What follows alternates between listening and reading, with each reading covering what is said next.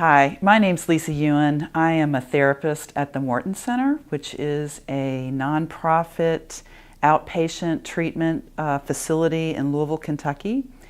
And today I'm going to talk to you, I'm going to do a session or a one-part class on what we teach at the Morton Center. We teach a full-fledged class called Concerned Persons, which is a 10-week class, and it discusses different variables that go along with codependency and substance abuse. So just to give you an introduction, today I'm going to be focusing more on codependence symptoms. So these would be symptoms that are related to substance abuse, but actually more often are seen in the person that is the loved one of somebody that's the substance abuser. So codependency is this big word that a lot of people have heard about, but it's really hard to define because there's just so many definitions with it. One of the most broad definitions that we understand is just this complete loss of self.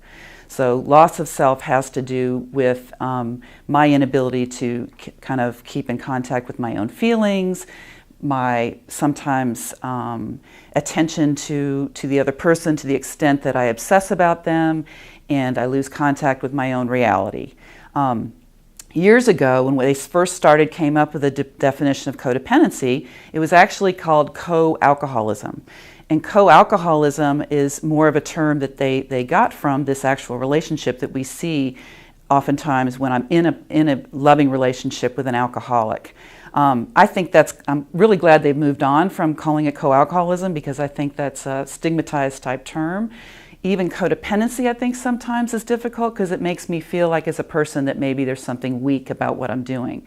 But I want to assure you that this is not due to any kind of weakness or anything like that. And the more that we get through this conversation, hopefully you'll feel a little bit more hope about this and a little bit more normalcy about that it's something that actually does occur in relationships with people that are substance abusers or chemically dependent.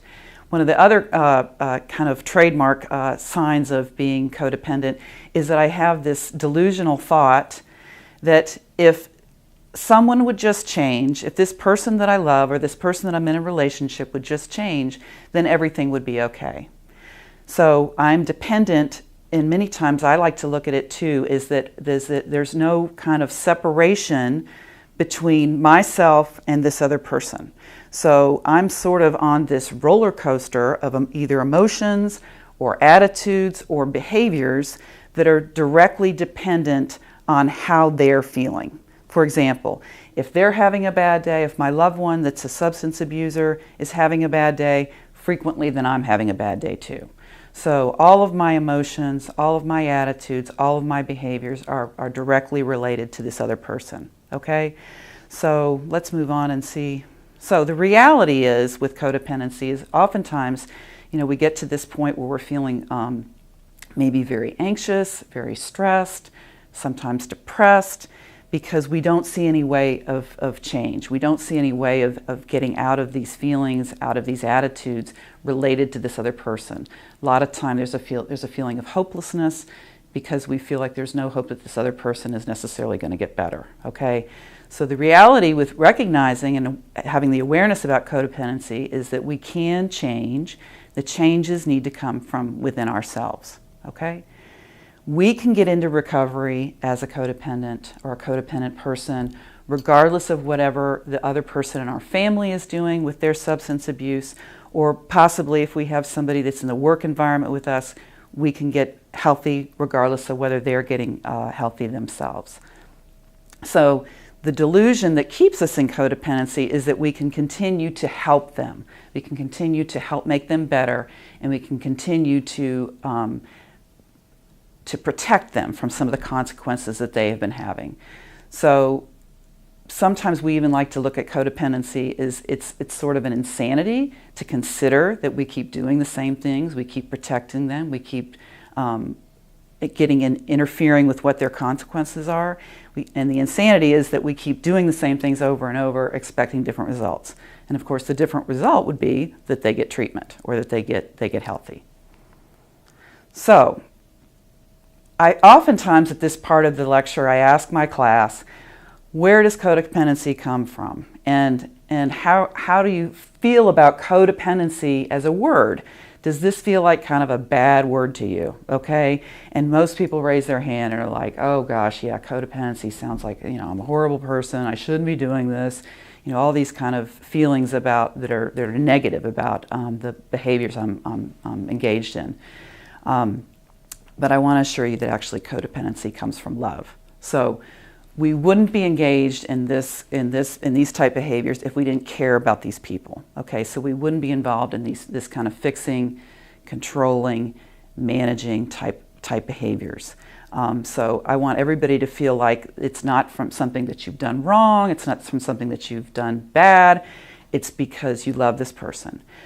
If we kind of flip it around and think about a substance abuser, or we think about somebody that is chemically dependent, people usually don't become alcoholics overnight. You just don't up and become wake up one day and say, boy, life's awesome, I'm now an alcoholic, okay? It is a progressive disease that is somewhat insidious. Usually it begins, just social drinking, and you don't even realize the extent to which the disease is progressing until you are pretty much at a state where maybe you have become either a full-blown substance abuser or alcoholic. Similarly, codependency, you really don't recognize early on that you have been starting in some of these behaviors, starting in some of these fixing, controlling type behaviors. So we see that the behaviors or the disorders that comes with codependency is insidious as well. And again, it comes from really me having very caring and loving feelings for this other person. Okay, so think about in maybe situations you've known, or maybe this is describing either yourself, maybe yourself is having some codependent symptoms, or maybe you know people now that we've just talked about it a little bit in your life that could be codependent. So who do you think the people are in your life that might be codependent, okay? Anyone, okay? So we can have family members, which would include parents, it can include spouses, it can include brothers, it can include sisters, children. Children can be uniquely codependent if their parents are alcoholics or addicts. So they become something that we call parentified. So they take on a lot of the roles that then might be consistent with actually being a parent, okay? If we think about in the broader spectrum, we go outside our family. Bosses can be codependent, co-workers can be codependent, law enforcement agents. That would include lawyers, policemen, judges, anybody that's connected to the law. Another area where we see codependency is in the school system, when we see teachers or we see coaches. For example, you have a star football player and your team rules are that no one's on the football team is supposed to be smoking marijuana. There may be some sense of protection about not having that football player get caught smoking marijuana because he's your quarterback and boy, we need him to play. So that's how far codependency can extend, because we care about the results of the team. Coach may care about the player. So it can really be very broad. Another area I think sometimes where people don't necessarily recognize the codependency is I can be codependent with myself. So when I get into these delusional thoughts, rationalization, denial about my own behavior, and I'm constantly making excuses for what I do, that's a way of recognizing that I'm actually codependent with myself. Okay. So in the broad spectrum, when we look at chemical dependency and we look at codependency, they're both disorders that are considered a primary disease. Now what this means, a primary disease means that chemical dependency and codependency need to be treated therapeutically in some sort of maybe treatment program through support, need to be recognized and treated before maybe other issues in someone's life can get better. So you want to treat the codependency or chemical dependency before you treat other symptoms. And some of these symptoms would include marital discord. It used to be thought that you would go to, say, therapy for marriage issues, and you would treat the marriage problem outside maybe the alcohol or drug use. And now we know that it's very difficult to enhance your marriage, to enhance family relations, maybe to enhance your business career, even some of your financial commitments, until you meet this primary problem, which might be the codependency or the chemical dependency. I think sometimes it's easier to recognize. A lot of people, I think, have more at ease recognizing that you would need to treat chemical dependency or alcohol abuse before you would treat these other issues. But really, when we put the symptoms up side by side for chemical dependency and codependency, we find that a lot of the symptoms are very similar. Okay. Another thing that you might consider is that there's a strong emotional unavailability with codependency, which means that I'm not too in tune with my emotions, and that's a hallmark of also with chemical dependency. In fact, when we teach at the Morton Center, we talk with our clients frequently about how chemical dependency is a feelings disease. So this means that I have been throwing substances, usually at the Morton Center is what we primarily deal with, at my discomfort, at my disease. So when I'm feeling low, my chemical has become my ability to cope. Okay, so we look at chemical dependency as, so I've been throwing all these substances to feel better. Okay, and likewise, when we start to get sober, we don't know what to do with a lot of these feelings that we start to have in early sobriety, because we're used to just coping with feelings through use. So likewise with codependency, we have been trying to fix or manage another person, and to some extent our delusion that we're helping them or that we're preventing them from having consequences or helping their disease to some extent makes us more and more emotionally unavailable. Emotional unavailability can sometimes be that I'm not in tap with my feelings. I don't recognize what my feelings are about. So we want to be able to treat this codependency before we begin to recognize how we then regulate our feelings in a much more healthy way. Another thing that we don't usually recognize with the primary disease part is as a codependent person, many times I actually play a supportive role to that substance user, which means that I do get in there and prevent them from having their natural circumstances. I want to make sure that you understand that if I'm in a relationship with somebody that's an addict or an alcoholic, it is not my fault. It is not my fault that they continue to use. Once I'm aware of the fact that I might be doing certain behaviors that haven't maybe enabled that person or not allowed them to have their consequences, then potentially I am in a position that I am supporting that person in their substance use. So we want to address all these things and as it being a primary issue. Okay, another thing to keep in mind with both chemical dependency and codependency is that both symptoms or both disorders are considered to be progressive. So that means that if I don't get some help, if I don't gain some support, some education around the disorder, it's going to continue to get worse. So once I begin to recognize that I have this disorder, then it's important for me to get help. Another issue that you need to know about codependency is that it's chronic. So once you have codependency or as well chemical dependency, there is no cure. You can't begin to be a social drinker at some point after you've been diagnosed or you've accepted the fact that you're an alcoholic. Similarly with codependency, once you recognize that you have these symptoms, there needs to be an ability to maintain your health through support and education. Both situations, both chemical and codependency, are considered to be terminal.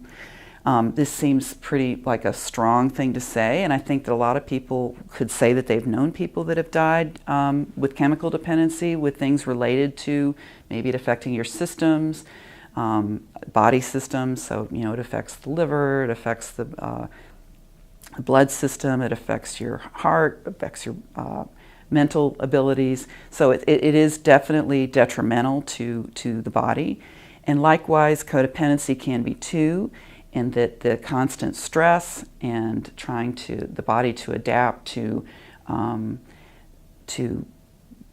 the obsession, the stress, the uncomfortable feelings related to codependency can really take a toll on our bodies. As well, people can submit to a lot of accidents because you can be oftentimes very not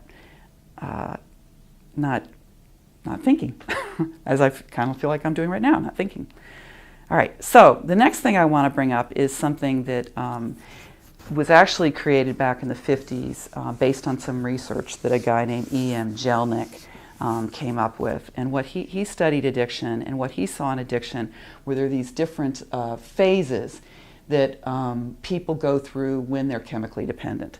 So, and what we've done at the Morton Center is we've actually kind of adapted his curve to have the chemically dependent on one side of the curve and the codependent, because we want our clients to really recognize how not only are there phases for the chemically dependent, sort of like phases that are of lessening, they're diminishing, their disease is getting worse and worse as you go down, but as the codependent, our feelings, our attitudes, our behaviors begin to get more and more detrimental as we go down this curve as well. So just looking at keeping in mind that if we start up at the top, these are things with the chemical dependent that are going to be more related to either pre-alcoholic behaviors or maybe social drinking kind of behaviors.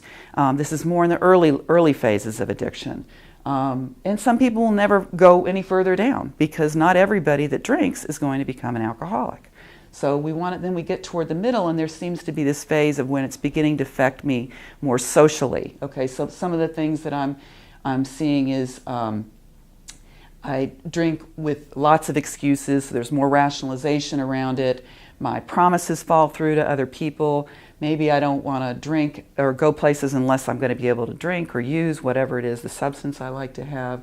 I start to avoid my family and friends. I'm isolating more until I get to more at the bottom where it's really affecting my entire body. Okay, so when it gets to the part where it's affecting my entire body, it's become this chronic, progressive kind of area of addiction. So we look at the codependent side. If we can look at the kind of the way you go down the curve too, you can see that there's some mimicking here of some of the degrees of detriment that's affecting the person. We look at like isolation as a part of codependency, which is a large part of codependency, and over on the other side with the chemically dependent, I can see where I have maybe loss of interest and avoiding family and friends. So really both sides of the curve can be similar for the codependent and the chemical dependent. So looking at the next slide, we want to provide you the opportunity to, so far it's just kind of like sounded like pretty gloom and doom. Codependency is all this negativity around it.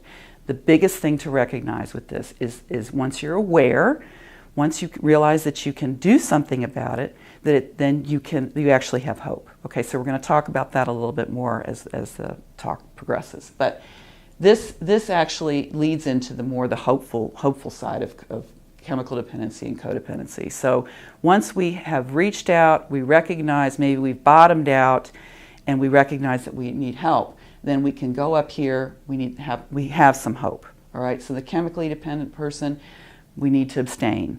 There begins to be this ability that our brain starts to heal again when we're not using. We get back to new interests. We gain support. We maybe are in 12-step recovery. Okay. Same with the codependent. We accept that we need help. We begin to recognize our role in the process of chemical addiction, our own codependency. And then we gain support through others. So not that the feeling of isolation begins to disappear. This little loop-de-loop at the bottom really just recognizes that it's a very fluid sort of situation, that you can go down the one side I had in the previous slide, and you can, sometimes there's relapse, so you can go down all the way to the bottom, you can gain hope, and then something occurs, maybe your maintenance isn't strong enough, and you can flip back over into the codependent or the chemically dependent behaviors again. Okay, so Some of the kind of characteristic symptomology that goes along with codependency. We have a tolerance for unacceptable behaviors. So, and this again is very insidious. Over time, we recognize that people are doing things that we maybe don't like or that we don't find acceptable. Sometimes I even explain it as similar to when maybe we're in a relationship that there's domestic violence. Most people would look at that and say, how did it ever get that way? How did you ever tolerate that? But it's insidious. It comes with time, and we don't necessarily think that we're going to tolerate the behaviors until we're in the situation. Loss of control over our emotions. So many times this can be either that I don't feel anything. Many times when I work with clients that have codependency, they can't identify what their feelings are at all. Or there's this really strong expression over the top of emotions. A lot of times, if I've been codependent with somebody for quite a while, then it seems to be that it tends to be more like anger. Denial that I'm even being affected by this person that's chemically dependent. Denial that their chemical dependency is really affecting me. I may begin to compromise my own value system. I think a lot of times if we're in a relationship or a friend of ours, work associate is codependent or chemically dependent, excuse me, we begin to recognize that maybe some of their value systems that are starting to decline. Maybe they're manipulating situations, not being as honest as they usually were. Maybe they used to be somebody who was very prompt and always on time, and they're beginning to be late, and so these kind of things. And we find that codependency also compromises our value system. We might begin to lie for other people, do things that we wouldn't necessarily feel comfortable with prior to our codependency. We have a very strong delusional thinking system, so we deny things, we rationalize, we may justify all in favor of protecting the person that we care about. So many times it looks like, they've only done that once, they've only engaged in that behavior once, it was just a public intoxication, it wasn't a DUI, I'm just doing this because I love them. So there's this ability to rationalize their behaviors. Some more information, some more symptomology includes people pleasing. So sometimes I don't even recognize that I'm engaging in these behaviors because I start to feel a lower sense of self-worth and want to make myself feel more elevated. If I can make you feel better, then I feel better as well. Medical complications, we've touched on that just a little bit. So it's going to affect my maybe my ability, my blood pressure, it might affect my heart rate, I might get migraines, or then again with my distractions it might affect my ability to not get in some sort of accidents, either car accidents or missing a step, something like that. Many times I feel overwhelmed and just confused, don't know how to set goals, don't know how to get started with the day, don't know what to think about, what the next step in many of my relationships might be, or just getting on with daily tasks. Again, low self-worth, lots of times identifying a lot of shame and guilt, even to the point where I'm blaming myself for this other person's chemical dependency. This can extend into feeling like my family is not good. I don't have the perfect picture of, so a lot of times I'm protecting my family as well as the codependent. So the compulsive behaviors that we see in actually the chemical dependent person then sometimes can transfer to myself as the codependent. So I may begin to do things like overeat or shop too much or be trying to be too perfect all the time. So, or even sometimes we begin to use to cope with the feelings that we're having or the sense of low self-worth. So I might engage in some of these compulsive behaviors to cope with what I'm feeling. Lots of caretaking, lots of feeling like this person can't get along without me, I'm indispensable. Rigid attitude, so feeling like if I don't solve this, nobody else will. Black and white thinking about if if they don't get sober now, they're never going to get sober, or maybe they've had a short amount of sobriety and they relapse, and this feeling that if they don't get sober now, we're never going to have long-term recovery. Okay. All right. Here's another tool that we use at the Morton Center, and this talks about how codependency affects the whole person. So we pretty much break a person who's healthy and well-balanced into 6 general areas. And we do this not only with a chemically dependent person, but a codependent person. So when we try and teach people about recovery, we try and teach them about trying to learn how to affect all these areas so that they're dealing with themselves in a much more healthy way. We can look at it as well with the codependent as dealing with themselves or learning to be more healthy in all these areas. But I also want to look at it today in such a way that how it affects you in such a way that it's unhealthy. So if we think about the physical status of somebody, if we're being physically attentive, then we're paying attention to getting exercise. We're going to the doctor. We're going to the doctor preventatively. We're going to the doctor when we're sick. We're getting enough sleep. We're eating. Okay. So if we're at high levels of codependency, many times we're forgetting to do these things. Okay, or we're just not engaging in them. Mentally, we see the codependency affects us because we are obsessing about things. We're worrying a lot. We're not able to keep on task. It affects our ability to explore new things, to be curious. So it really affects our mental state. Oftentimes, the next category, spirituality, people will lose faith in whatever either it was religious or spirituality. They begin to feel like they can't be helped. There's no one there to help them. They don't feel connection to a higher power, and really begin to sometimes even blame their higher power for not helping. Okay, socially. Hallmark of codependency is this large degree of isolation.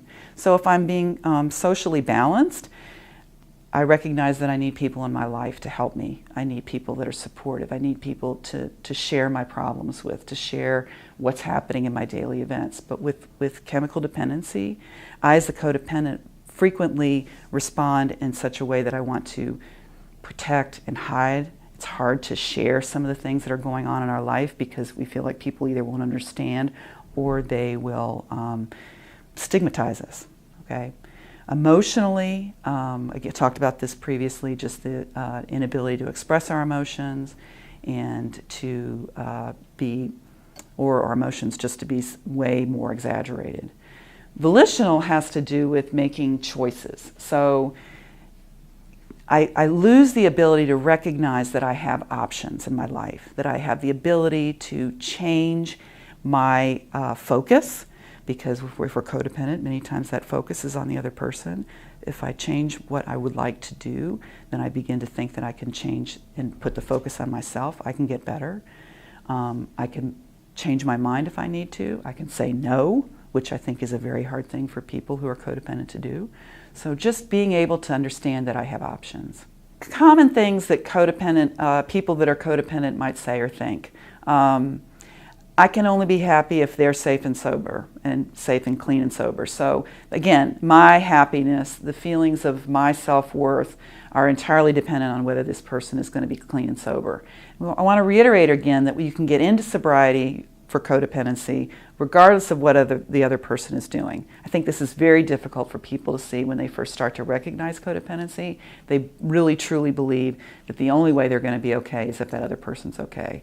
And there's kind of this trend that we see in recovery is that a person is beginning to learn about codependency because they become aware about it, and maybe their loved one has finally gotten to the point where they're going to begin to get sober. Well, it's very natural that if they begin to get sober, I'm gonna feel good. You know, if I'm codependent and they're starting to get sober and get into recovery, it's natural that I'm gonna feel good. But the danger is that a lot of people do struggle in early recovery, and they're not always going to stay sober initially. You know, there's maybe some bumps in the road. So I still need to treat my codependency regardless of what they're doing. Okay, so whether they ever even get sober or whether they're getting sober and maybe you're having some bumps in the road, I need to focus on getting clean or getting recovery myself. All right. Next point, I want you to like me. I don't feel okay if you're upset with me or you don't like me. So there again, my emotions are just on this complete roller coaster, right in line with the person that's chemically dependent. So I'm people pleasing. My main goal is to please and protect you, even if that means putting you before my needs. So it's again, this feeling of I have to have this person feel okay to the extent that I don't even take care of myself, or I don't put myself first. And I don't know what I want what you want. So, it's interesting because, I've been focusing mostly, or this entire lecture, on how codependency relates to a family member that has chemical dependency or codependency. And a lot of times we have people that have come to our class that, codependency is very strong when there's a family of where there's alcoholism or drug abuse going on, but it's also found in families just where there's high stress. Where there's maybe illness in the family, where the family has to sort of rally around this one person. Everybody gets a little bit, my word is wonky. They just get kind of confused about how we make the family operate, how it functions well. So I just wanted to throw that in because it's not just this, I don't want you to look at it as it's also stigmatized around just alcoholism and drug dependency. It can just happen in families where there's just where the patterns of communication are off, or whether there's just high stress situations going on. So a lot of times you see this classically. I don't know what I want. I want what you want. People can be codependency without the chemical dependency going on. Okay, so there is hope. This is a disease, or this is a disorder with strong defense mechanisms. So give yourself some time, okay? I know when I teach this class, I don't expect, there's no way after 10 weeks of being in this class that you're going to be like, got it, I'm out there, I know how to do this, okay? Frequently it takes the support, it takes some therapy. Just give yourself the ability to change. If you consider that maybe you've been doing this for many years, these kind of behaviors, it's not going to just change overnight. It's also more common to accept the evidence that there is an addiction, that we can see that chemical dependency, but it's difficult sometimes for us to accept that there's these kind of behaviors that go along with the codependency. They're a lot more, they just seem to be not as apparent for people. So it's easier to point fingers and say, oh, they've definitely got an addiction, or they've got a alcohol problem, than it is to look at either ourselves or maybe even somebody else and recognize the behaviors that are directly related to that kind of strong relationship with the chemical dependency and codependency. Again, I like to reinforce, remember that it comes from love, because I think frequently we beat ourselves up when we hear about all these symptoms that go along with it. So remember, you do this because you love somebody, all right? You can get into recovery even though your loved one is still unhealthy. And the best results we see come from gaining help and support. So help coming from either therapists, help coming from just being able to confide in somebody you trust. Maybe it comes from Al-Anon, it comes from support groups. So, and then just getting educated as well. So some of the resources we have locally, like I said, I'm in Louisville, Kentucky, but I am at the Morton Center. You can call our phone number, which is 502-451-1221, and talk to somebody at our resource center. Appreciate you so much wallowing through this with me, because I know that it's something that is very sometimes hard to hear. Hopefully it'll raise some awareness, not only in you or maybe in some people that you might know. Thank you very much.